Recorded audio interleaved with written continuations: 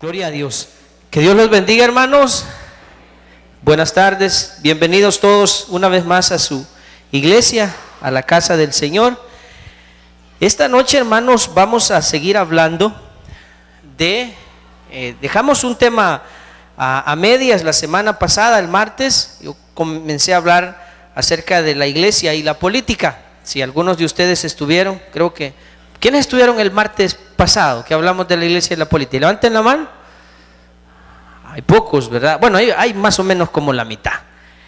Hay algunas cosas quizás que las voy a simplemente a retomar, a mencionar para que nos ubiquemos, pero no podemos obviamente tocar todo el tema de la semana anterior porque no terminaríamos esta noche.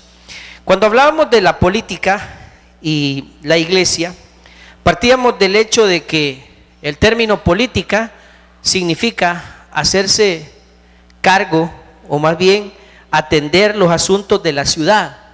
Eso sería, atender los asuntos de la ciudad, que es el equivalente hoy a hacerse cargo de los asuntos del Estado.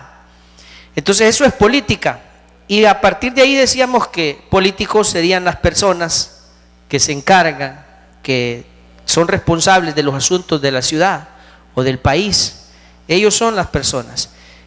Dicho de otra forma, serían servidores públicos que están ahí para el beneficio de toda la población, cosa que en la realidad de nuestros tiempos y en nuestro entorno está lejos de ser así. Prevalece el egoísmo, prevalece los intereses personales y otro tipo de cosas que lamentablemente han distorsionado el término de política hoy en día. Hablábamos entonces, ¿y por qué hablamos del tema de la política y la iglesia? Yo quiero decir por dos cosas. Una es porque esto nos ayuda a entender la razón de lo que está pasando. Le decía la semana pasada en una de las conclusiones a las que llegamos la semana anterior, que la situación que actualmente viven los países del mundo, las naciones de la tierra, es el resultado de la caída, es el resultado de el hombre queriéndose desligar del gobierno de Dios.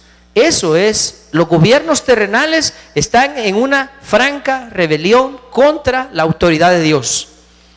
Las filosofías humanas prevalecen, el materialismo, el capitalismo, el comunismo, el socialismo y otras filosofías que tratan de quitar de la mente de los seres humanos la idea de Dios, poniendo sobre la mesa otro tipo de ideas.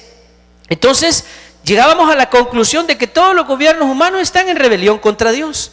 Por ende, lo que nosotros como pueblo de Dios deberíamos anhelar y deberíamos procurar es que el reino de Dios se manifieste entre nosotros. Eso implica que el gobierno de Dios se manifestaría, sus principios, sus leyes, la autoridad de Dios es reconocida, su autoridad es obedecida, su voluntad es obedecida, sus leyes son respetadas y cumplidas. Eso entenderíamos nosotros por el gobierno de Dios, y eso es lo que nosotros de verdad deseamos y necesitamos. Hablábamos la semana pasada también de la historia del profeta Samuel, cómo él amonestó al pueblo cuando el pueblo le dijo a él, siendo él el profeta, que ya no querían que Dios lo gobernara, sino que querían un rey como todos los demás pueblos de la tierra.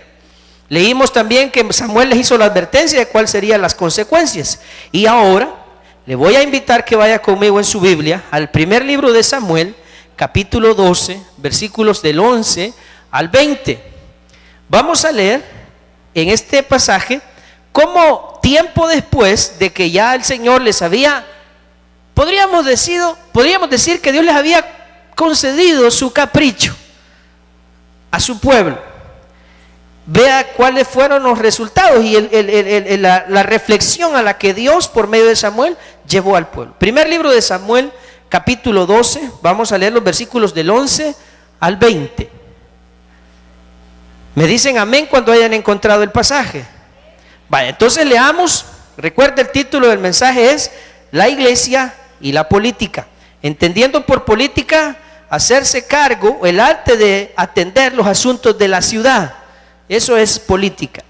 Dice el verso 11, primer libro de Samuel 12:11. Entonces Jehová envió a Jerobbaal, a Barak, a Jefté y a Samuel, y os libró de mano de vuestros enemigos en derredor, y habitasteis seguros. Y habiendo visto que Naas, rey de los hijos de Amón, venía contra vosotros, me dijisteis: no, sino que ha de reinar sobre nosotros un rey.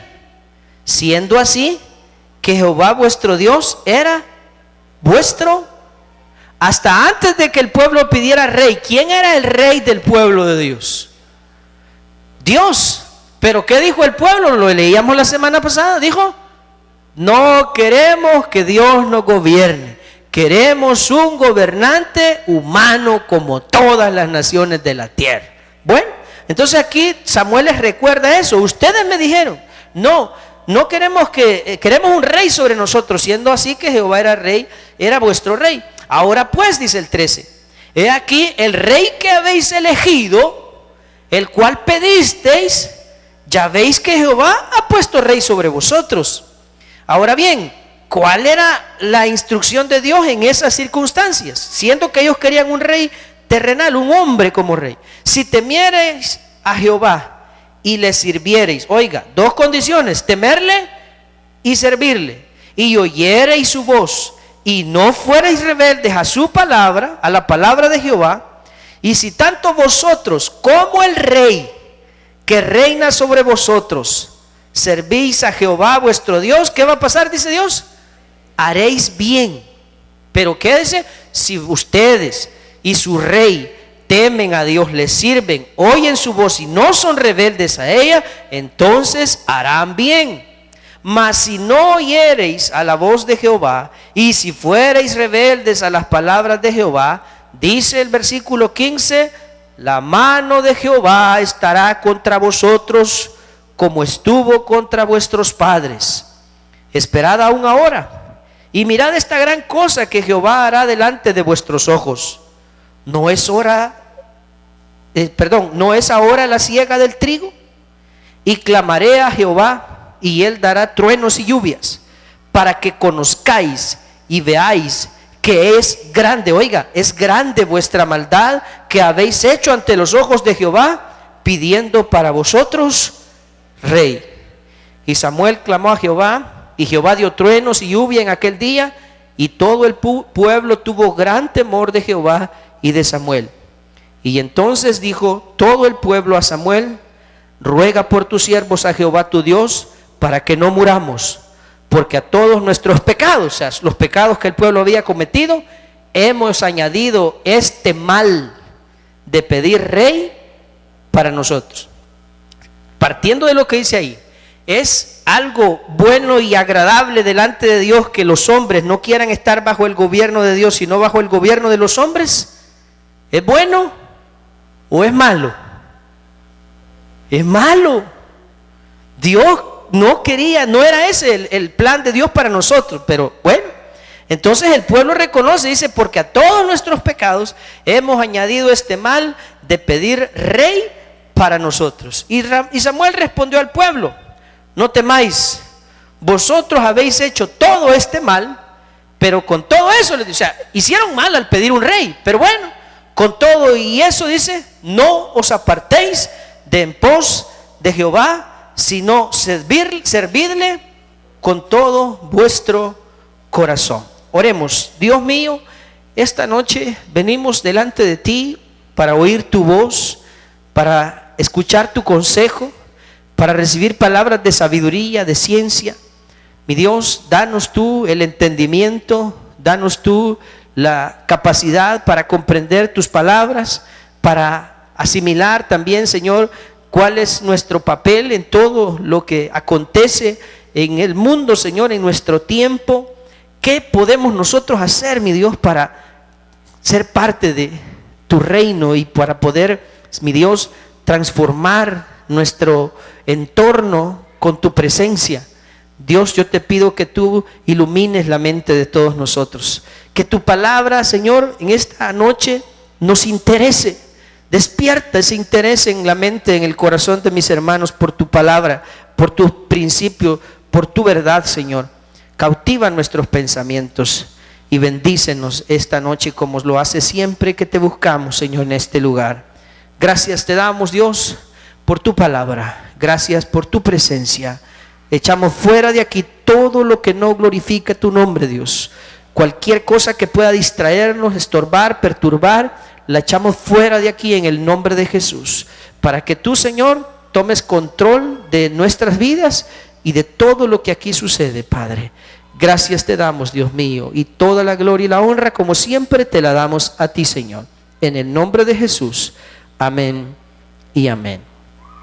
Bueno, leo el pasaje para comenzar la segunda parte del tema de la iglesia y la política, para que entendamos que el haber pedido ya no estar bajo el gobierno directo de Dios, como lo hablábamos la semana pasada, que Dios ha establecido. Leíamos un pasaje en Corintios que dice que Cristo es la cabeza de todo varón, que el varón es cabeza de la mujer y que Dios es la cabeza de Cristo. ¿Recuerdan que leíamos eso? Hay un orden de autoridad que Dios ha establecido. Jesucristo es el Rey de reyes y Señor de señores. Él dijo: toda potestad me es dada en el cielo y en la tierra. Y Él dijo que Él vino para traernos el reino de Dios. Jesús dijo, cuando Él predicó, dijo: arrepentidos porque el reino de los cielos se ha acercado. El reino de Dios está en medio de nosotros, y en ese reino no hay más gobernante que nuestro Señor Jesucristo. A Él es a quien Dios ha constituido como el heredero de todas las naciones de la tierra. Pero también aprendíamos que la actitud del hombre, la posición del hombre respecto a la autoridad y al gobierno de Dios es de querer desvincularse de Él. Ese es el humanismo, quitar a Dios, o sea, hacer a un lado a Dios y hacer las cosas como a los hombres les parece más conveniente. Ese ha sido, hermano, la causa de tantas desgracias, guerras, hambre, cómo hemos deteriorado el planeta, la condición moral del ser humano. Todo es el producto de querernos desvincular de la autoridad y del gobierno de Dios. Entonces, decíamos que partiendo de lo que ha sucedido a través de la historia con la humanidad, entonces los seres humanos tienen los gobernantes que merecen. ¿Por qué? Porque los hombres pidieron rey. A pesar que Dios por medio de Samuel le dijo a su pueblo: adviérteles lo que va a pasar cuando ellos tengan un rey. Diles lo que les va a venir, diles cómo los va a tratar, diles lo que hará. Y ellos dijeron: aún así, queremos rey. Aquí viene una pregunta importante para los cristianos, para la iglesia, para el pueblo de Dios. Aspirar a puestos de gobierno humano, ¿es malo para los cristianos? ¿Es malo para los cristianos aspirar a puestos de gobierno? ¿Sí o no? No, no lo es. Siempre y cuando quienes aspiren a hacerlo lo hagan desde la perspectiva de Dios. Ahí es donde nosotros cumplimos nuestro propósito de ser luz del mundo, sal de la tierra. Ahí, cuando nosotros vamos y manifestamos el reino de Dios desde el lugar donde Dios nos permite estar, siempre y cuando que lo hagamos con los intereses y el propósito correcto. Hablábamos la semana pasada, leíamos un pasaje creo que era en Levítico, déjeme recordar, era exactamente déjeme ver, aquí lo tenía. ¿Dónde está? Un pasaje en el que Dios les dice cómo debería de ser el gobernante del pueblo de Israel. En Deuteronomio 17, Dios les dice las órdenes de cómo, las instrucciones de cómo tenía que ser el rey. Yo no sé si ustedes recuerdan, decía que tenía que hacer una copia de toda la ley, tenía que meditar en ella todos los días y tenía que repetir la ley todos los días, y no tenía que ser ambicioso de las cosas materiales. Bueno, es decir, Dios le dio varios parámetros al pueblo de cómo tenía que ser el rey, la persona que los iba a gobernar terrenalmente. Sin embargo, hoy en día esas cosas definitivamente no funcionan.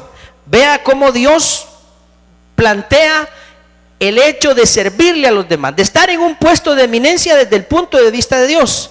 Vamos a Mateo capítulo 20, versículos del 25 al 26. He aquí la perspectiva de Dios acerca de las personas que ostentan cargos de eminencia, como dice la Biblia, puestos de gobierno, quienes dirigen a las naciones. Versículo 25, Mateo 20, 25. Entonces Jesús, llamándolos, Esta conversación surge a raíz de una petición de dos hermanos que eran discípulos de Jesús. La madre de estos dos hermanos le dice: Señor, cuando estés en tu reino quiero que mis hijos se sienten uno a tu derecha y el otro a tu izquierda.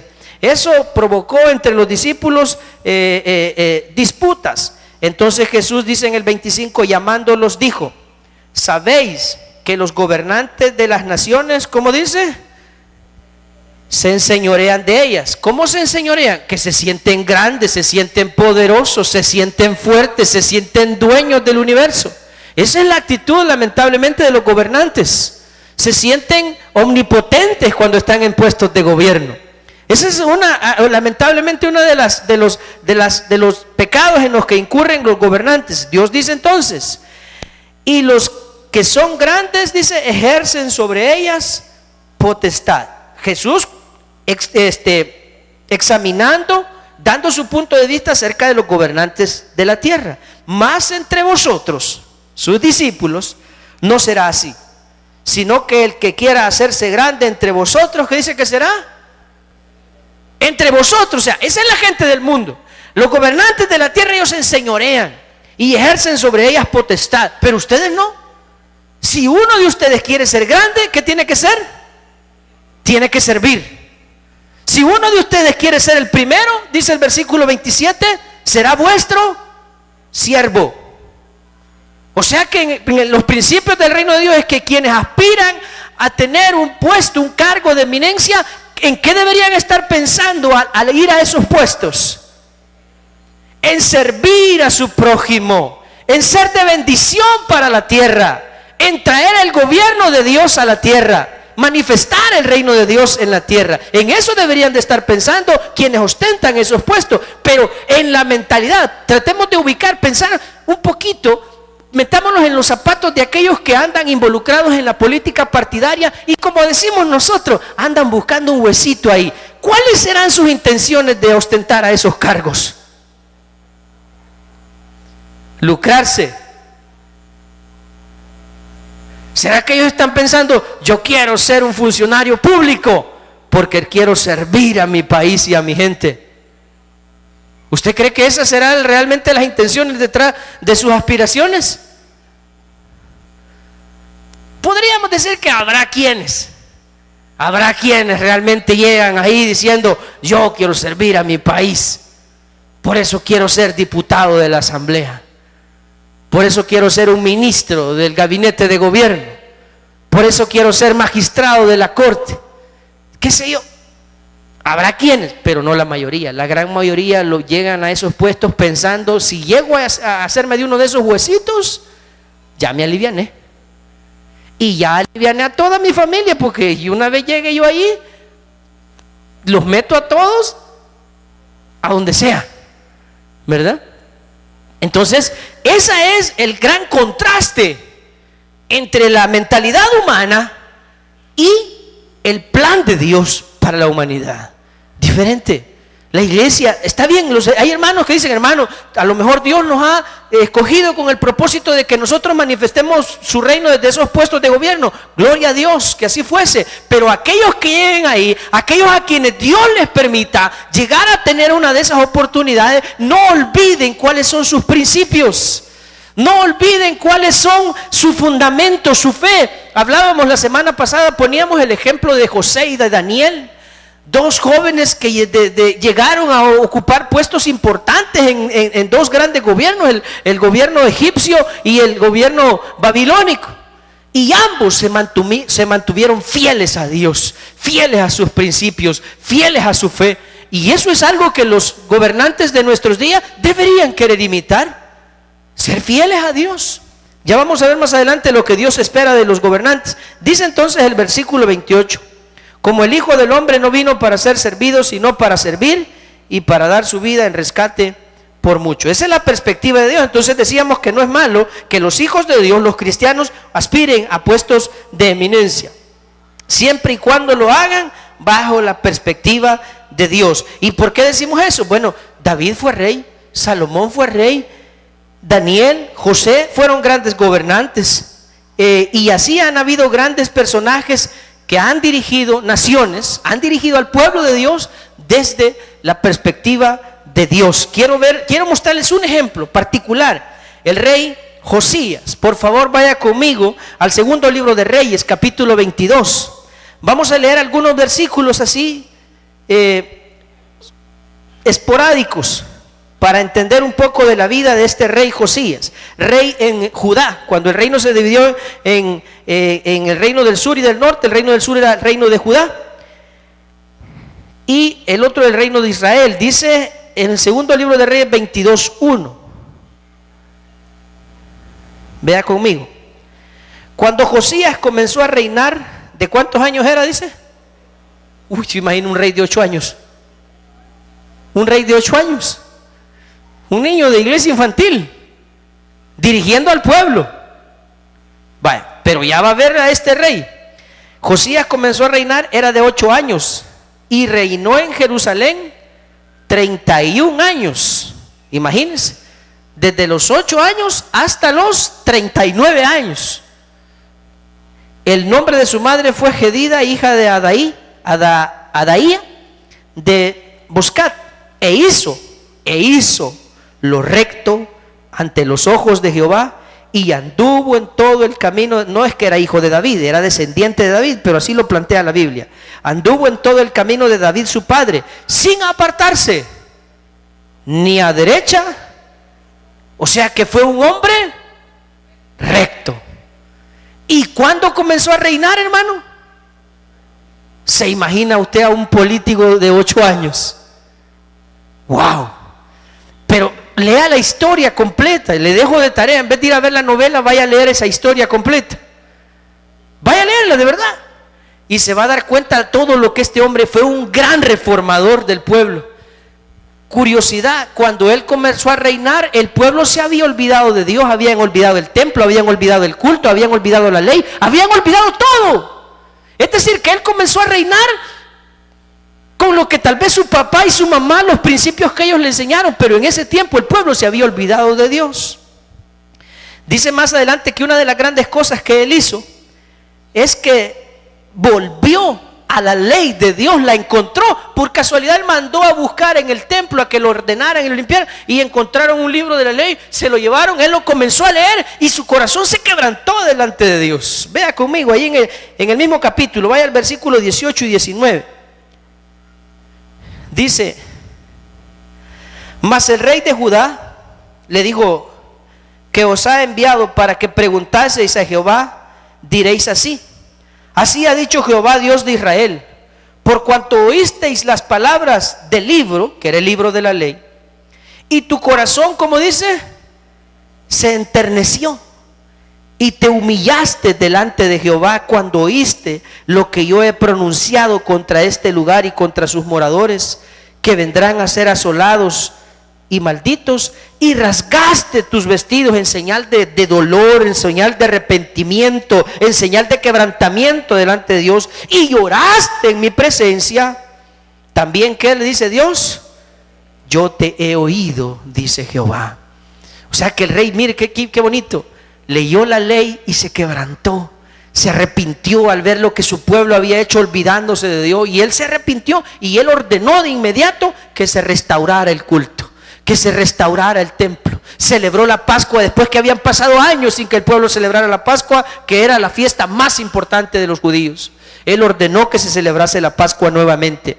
Y dice luego, váyase al capítulo 23 y leamos el versículo 24. Por eso le dije, lea toda la historia, porque eso es largo y nos llevaría mucho tiempo.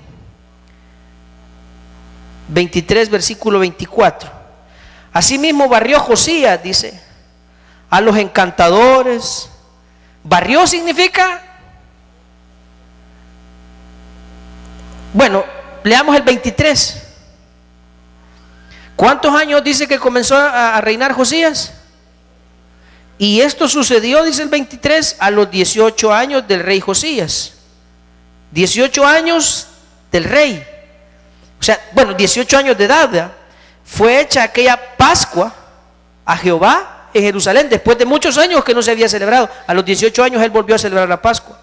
Asimismo barrió Josías a los encantadores, adivinos, terafines y todas las abominaciones que se veían en la tierra de Judá y en Jerusalén, para cumplir las palabras de la ley que estaban escritas en el libro que el sacerdote Hilcías había hallado. Porque eso fue lo que provocó que él volviera a ofrecer sacrificio, a celebrar el culto a Dios nuevamente. Habían hallado la ley en la casa de Jehová. Dice el 25, no hubo otro rey antes de él que, ¿qué dice?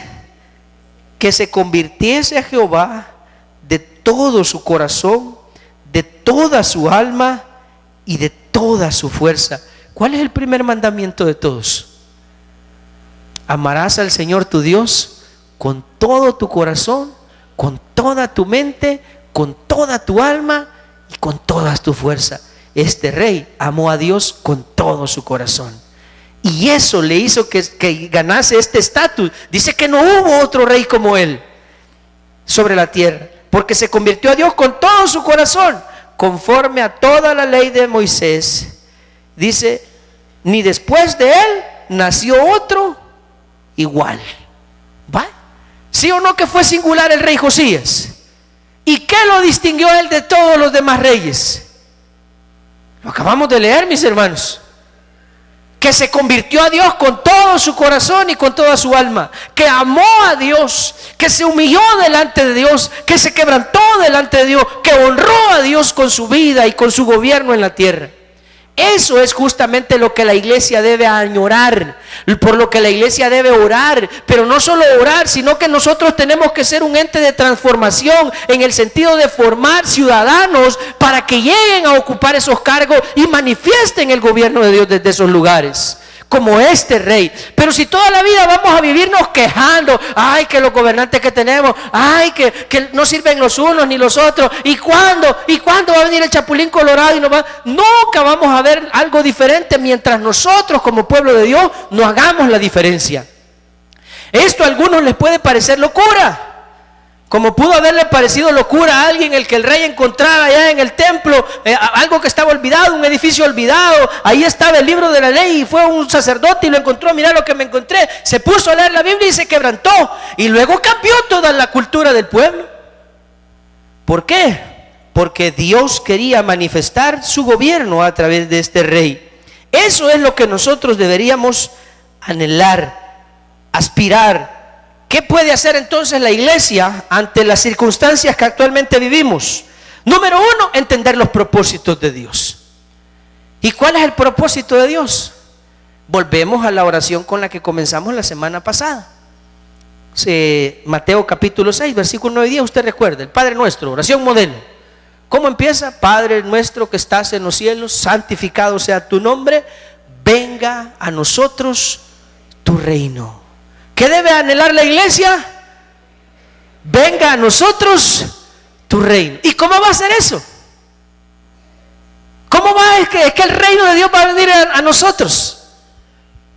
Dios gobernando nuestros corazones y nuestras vidas, y nosotros siendo embajadores de Cristo en la tierra, manifestando sus principios, manifestando su gobierno. ¿Cómo se hacen las cosas en la iglesia? Como al mundo, como a todos nos gusta. Aquí existe la democracia. Hablamos de los modelos de gobierno humano, la democracia, la tiranía, la monarquía, hablamos de la aristocracia, diferentes formas de gobierno humano. Pero ¿cuál es el gobierno de Dios? Es la teocracia, es el gobierno de Dios. Las leyes de Dios, los principios de Dios son los que tienen que prevalecer en nuestras vidas, a los que nosotros nos debemos de someter. Le dijeron a los apóstoles que no hablaran más del nombre de Jesús. ¿Qué respondieron ellos? Juzguen ustedes si es correcto obedecer a los hombres antes que a Dios. La respuesta es: los cristianos obedecemos a Dios antes que a cualquier otra persona. Ese es nuestro llamado. ¿Qué pasa cuando nosotros nos aseguramos de entender el propósito de Dios y manifestar su gobierno y su reino sobre la tierra? Vea lo que dice Proverbios 29:2. Proverbios 29:2 dice: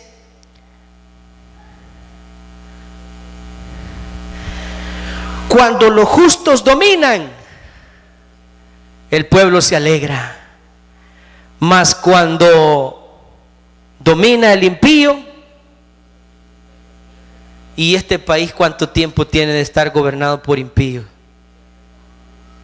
No me diga que son los últimos 6 años.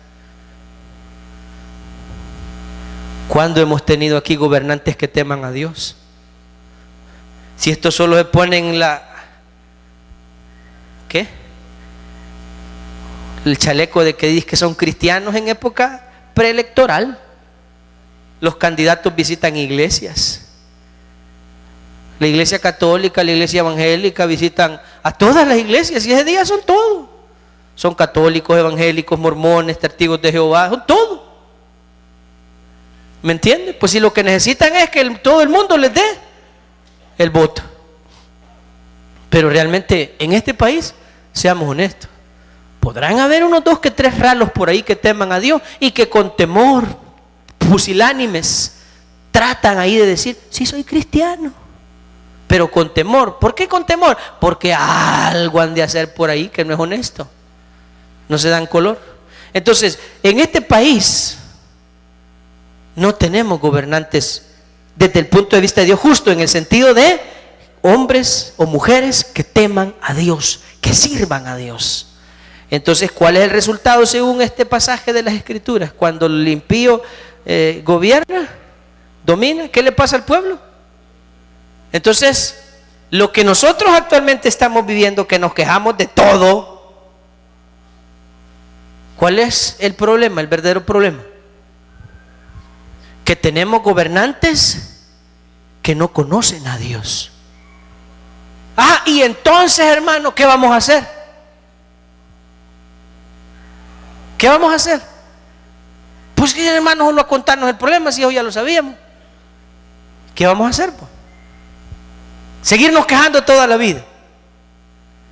Yo creo que podemos hacer algo.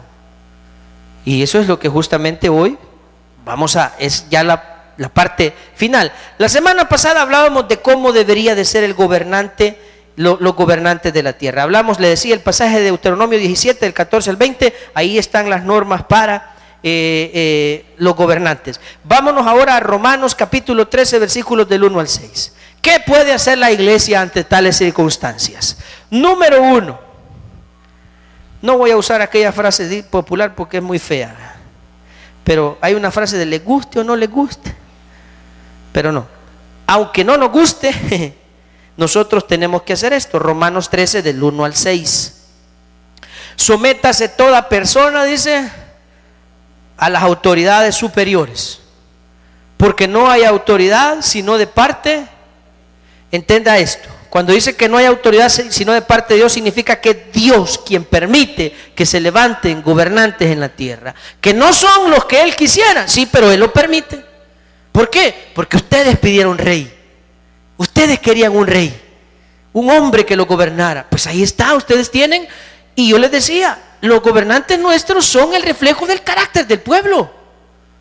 Ambición, avaricia, egocentrismo, deshonestidad y cosas por el estilo, son el reflejo del carácter del pueblo. Entonces, ahí está. Y Dios dice, ahí Dios, toda autoridad no hay sino de parte de Dios. Es decir, Dios las ha permitido. ¿Se acuerda cuando Pilato fue el que interrogó a Jesús y le dijo, ¿por qué no me contestas a mí? ¿No te das cuenta que yo tengo autoridad para matarte o para dejarte en libertad? ¿Recuerda? ¿Qué le respondió Jesús? Ninguna autoridad tendrías si mi Padre que está en los cielos no te la hubiera dado. Aunque era un hombre impío, pero le está diciendo, Dios permitió que tú seas rey. Si Dios quisiera te mata, como mató a Herodes. Recuerdan también que a un Herodes lo mató en el momento que te estaba arengando al pueblo, porque no dio gloria a Dios. Dice que en el momento cayó, expiró y se lo comieron los gusanos en el momento, por no dar gloria a Dios. Entonces Dios puede, en la Biblia dice en Daniel capítulo 1 versículo 21, Dios tiene autoridad para quitar reyes y poner reyes. Él es soberano sobre todo el universo. Entonces, Él, desde esa perspectiva, no hay autoridad sino de parte de Dios y nosotros debemos de someternos. Y las que hay, dice, por Dios han sido establecidas. Versículo 2, de modo que quien se opone a la autoridad, a lo establecido por Dios, resiste. Y los que resisten acarrean condenación para sí mismo. Entonces, si nosotros quisiéramos ver un cambio, provocar un cambio en el gobierno que tenemos, tendríamos nosotros que hacer lo que hizo anteriormente la guerrilla, que agarró las armas para derrocar a las autoridades que estaban. Esa es la salida. ¿Cuál sería la salida entonces? Según el versículo 2, que ahí dice que quien se opone a la autoridad, dice, a lo establecido por Dios. ¿Mandó Jesús a rebelarse contra las autoridades de su tiempo? Jamás. Cuando le dijeron, y tus discípulos no pagan impuestos, le dijo a Pedro, anda, pesca, saca un pez y ahí vas a encontrar para que paguemos. Jesús siempre respetó a las autoridades, aunque no estuviera de acuerdo con ellas. O sea que los cristianos, en otras palabras, jamás una revolución armada será jamás justificada por las Escrituras. Que algunos le quisieron buscar y surge la famosa teología de la liberación para tratar de justificar ese tipo de causas. Esas son mentes torcidas que utilizan la Biblia para alcanzar sus fines, pero nunca el Señor fue como algunos lo plantean. También hay un libro en el que ponen a Jesús como si fuera un guerrillero. Blasfemia. Jesús, el Señor, siempre nos ha ordenado someternos a las autoridades. Entonces dice, de modo que quien se opone a la autoridad a lo establecido por Dios resiste, y los que resisten acarrea condenación para sí mismo, porque los magistrados, llame cualquier puesto de gobierno, no están para infundir temor al que hace el bien, sino al malo. ¿Quieres pues no temer a la autoridad? Haz lo bueno y tendrás alabanza de ella, porque es servidor de Dios. Oiga los gobernantes lo que son, servidor de Dios para tu bien. Pero si haces lo malo, teme, porque no en vano lleva la espada, pues es servidor de Dios, vengador para castigar al que hace lo malo, por lo cual es necesario estarle sujetos. ¿Cómo deben estar los cristianos con las autoridades? Sujetos, no solamente por causa del castigo, sino también por causa de la... ¿Qué quiere decir por causa de la conciencia? O sea, como nosotros como cristianos, no, yo soy cristiano, pero soy un gran rebelde. Soy un cristiano, ¿verdad? ¿Cómo es? Un revolucionario. No, los cristianos somos sujetos de la autoridad. Que no estamos de acuerdo, ya vamos a ver que hay maneras para hacer la diferencia. Versículo 6, pues por esto pagáis también los tributos, o sea, los impuestos, porque son servidores de Dios que atienden continuamente a esto mismo. Vaya ahora conmigo a 1 de Pedro 2, del 13. Entonces lo primero que nosotros los cristianos tenemos que hacer ante esta situación, el gobierno y la política y la iglesia, es estar sujetos a la autoridad. Dice primera carta de Pedro, capítulo 2, versículo 13 al 17. Por causa del Señor, someteos, ¿a quién dice? A toda institución humana, ya sea al rey como al superior. ¿Y quién es el superior? El supervisor en su trabajo, el jefe, quien sea, ese es su superior. Y dice, por causa del Señor, sométanse a toda institución humana. Ya los gobernadores, dice el 14, como por él enviados para castigo de los malhechores y alabanza de los que hacen bien. Porque esta es la voluntad de Dios, que haciendo bien, hagáis callar la ignorancia de los hombres insensatos. ¿Qué tienen que hacer entonces los cristianos? El bien. Ahí dice el versículo 15. Esta es la voluntad, que haciendo el bien, como libres, dice el 16, pero no como los que tienen la libertad como pretexto para hacer lo malo, sino como siervos de Dios. 17, honrad a todos, amad a los hermanos, temed a Dios y honrad. Y en nuestro caso, ¿quién es el rey? El excelentísimo señor presidente. ¿No es él el rey, pues? Pues que así es, pues ni modo. Y hermano, y entonces, ¿y qué? No, hermano, es que mire yo. No, si ni aunque fuera. Y yo le aseguro que si fuera de otro color también diría, no, hermano, es que mire. ¿Verdad? Entonces no nos podemos vivir quejando. La Biblia dice que nos sometamos y que honremos al rey. ¿Qué significa eso, hermano? ¿Cómo vamos a cambiar esto? Ahí es donde para nosotros es clave, en lugar de ser, porque agarrar piedras y ponernos a tirarle a quien sea es fácil. Y si nosotros estuviéramos ahí lo haríamos mejor. ¿Qué piensa usted? ¿Lo haríamos mejor nosotros? Quizás seríamos más Vivianes, ¿verdad? Lo haríamos mejor en el sentido de que robaríamos más. ¿Sí? Cometeríamos menos errores, pero robaríamos más. El punto no es cómo me iría a mí, sino el punto es realmente yo, si estuviera en ese puesto, manifestaría el reino de Dios desde ese lugar. Luz del mundo, sal de la tierra. Luz del mundo, sal de la tierra. Eso es lo que dijo Jesús que somos nosotros. Luz del mundo. Entonces tenemos que someternos. Pero algo más, vaya conmigo a 1 Timoteo capítulo 2 versículos del 1 en adelante. Ya vamos a terminar. Estamos llegando a la parte final de lo que deberíamos de hacer.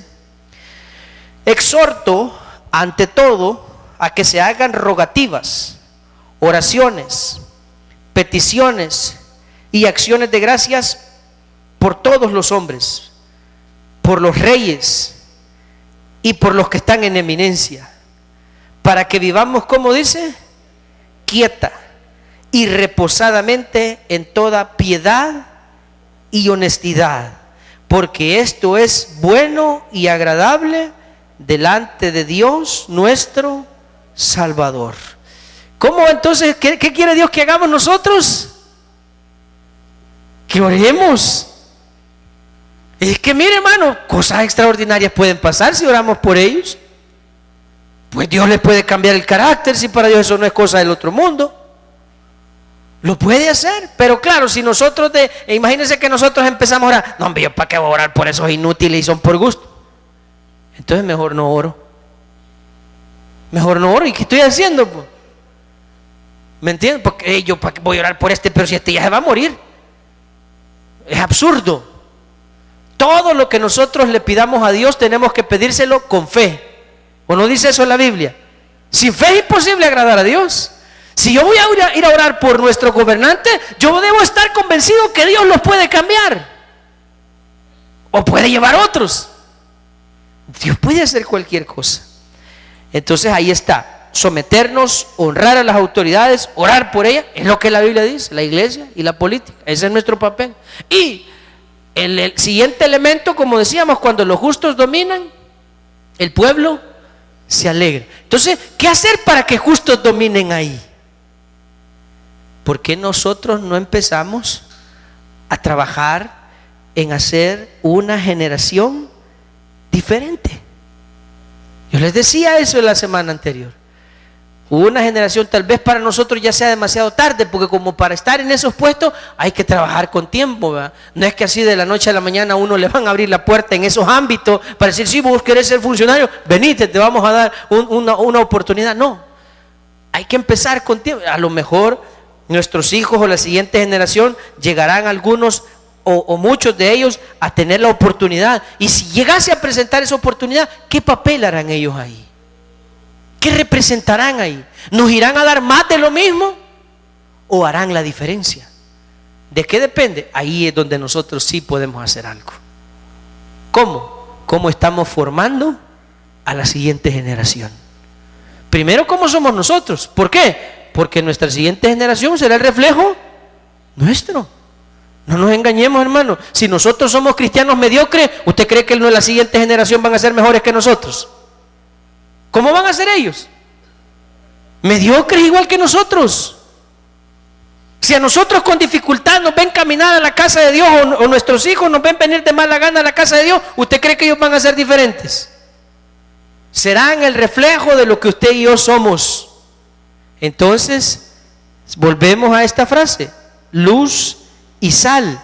Eso es lo que usted y yo tenemos que hacer. Luz y sal.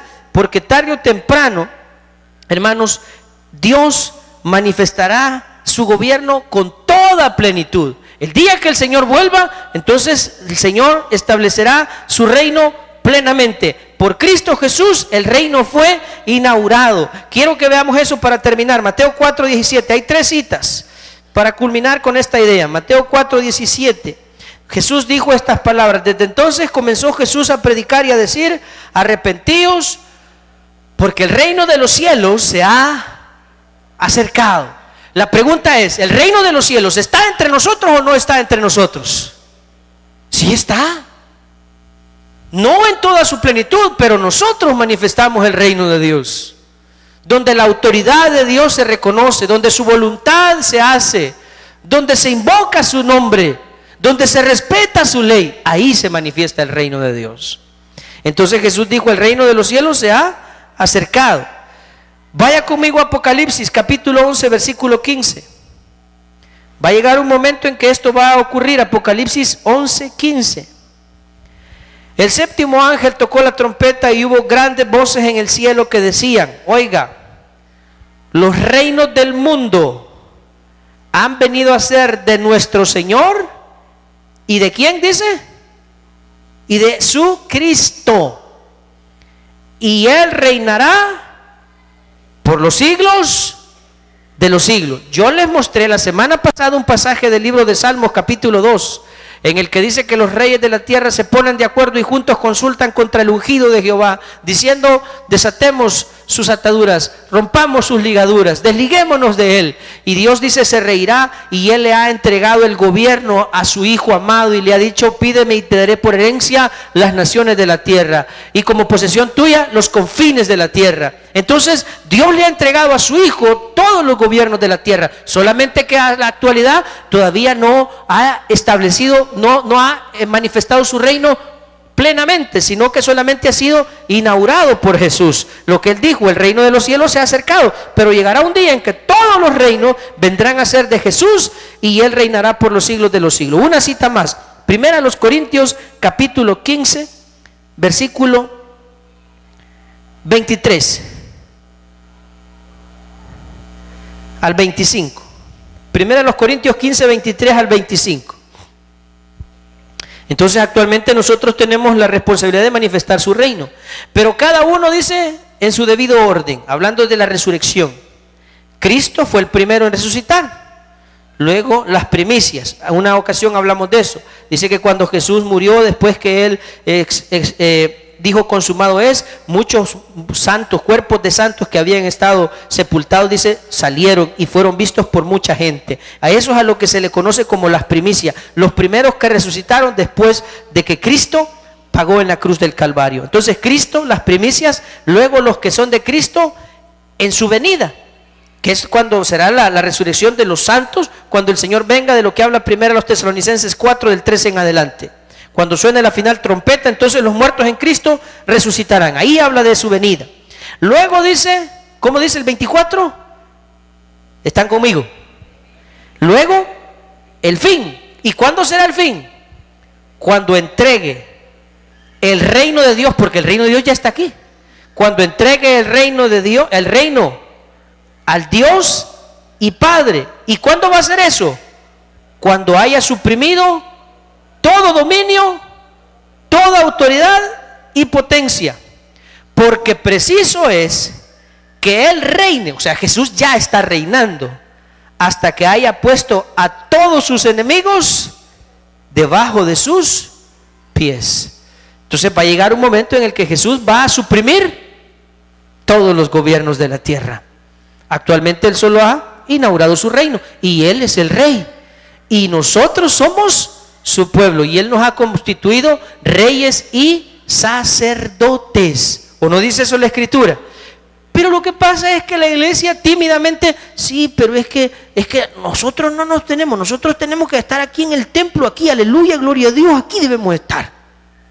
¿Y cuándo nos vamos a manifestar? Toda la vida nos vamos a vivir solo quejando y solo quejando y solo quejando de los gobernantes, de que otros se aprovechan, de que le sirven al diablo y no a Dios. Pues sí, pero ¿y cuándo van a llegar los cristianos a esos cargos? Y si alguno llega, en lugar de ser el quien hace la diferencia, se vuelve uno más de ese ambiente. No estamos haciendo la diferencia. ¿Sabe por qué? Porque nosotros mismos no estamos convencidos de a qué reino pertenecemos. Y es importante, mis hermanos, entender que el reino de Dios está entre nosotros. Nosotros debemos de vivir como hijos de Dios y procurar formar, proveer ciudadanos, modelo, ejemplo a la sociedad, para que cuando Dios les dé la oportunidad, como a Daniel y a José, lleguen a esos puestos y desde ahí muestren el temor a Dios. ¿Qué tiene que hacer la iglesia? Someterse a las autoridades, honrar al rey, orar por las autoridades y proveer de buenos ciudadanos, ciudadanos modelos a la sociedad, para que un día ellos puedan hacer la diferencia desde estos puestos. Eso es lo que a la iglesia le compete respecto a la política de este mundo. Oremos, mis hermanos. Señor,